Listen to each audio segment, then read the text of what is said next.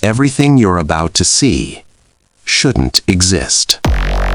This trajectory doesn't match any known model of comet dynamics.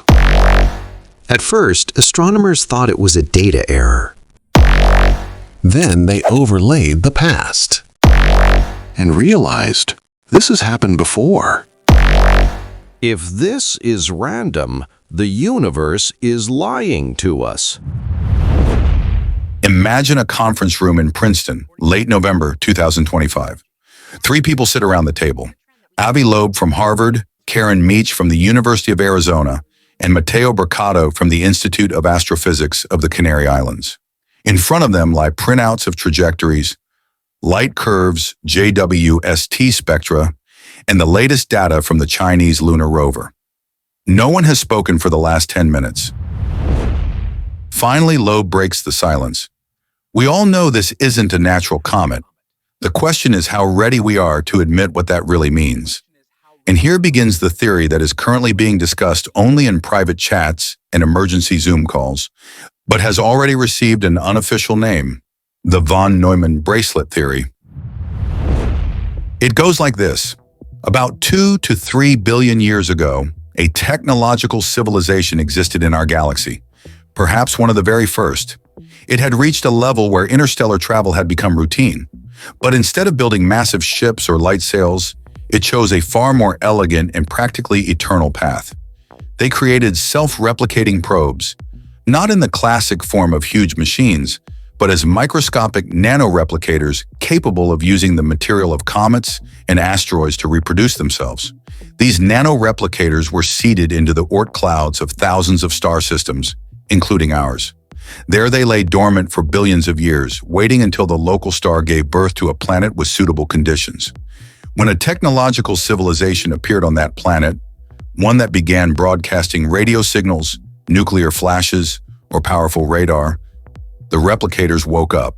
They rebuilt the nearest suitable comet from the inside, creating cavities, heat sources, organized gas jets, magnetic structures. The comet became a bracelet, a temporary transmitter that, as it passed the planet, collected data about the civilization, radio intercepts, atmospheric spectra, images, and beamed it onward, either directly toward the parent civilization or to relay beacons previously placed on moons, such as ours. After completing its task, the bracelet self-destructed or simply departed into interstellar space, leaving behind what looked like an ordinary comet. Why comets? Because they are perfect. Natural acceleration via outgassing, immense storage lifetimes, extremely low detectability. It's the cosmic equivalent of a virus using host cells to replicate. Alternative explanations? A completely natural explanation. An ancient interstellar comet with an unusual composition, rich in CO2 and driven by cryovolcanism. Problem? It does not explain the precise alignment with human technological leaps, the lunar relay signal, or the logarithmic spiral of trajectories. A single artificial reconnaissance probe from an active civilization? As Loeb once suggested for Oumuamua. Problem, why send them every 15 to 20 years for over a century? And why along a spiral that perfectly samples the entire history of our radio emissions? Debris from a destroyed megastructure or random cosmic junk? Problem, no debris field, no excess non-gravitational acceleration, no residual heat beyond cryovolcanic norms.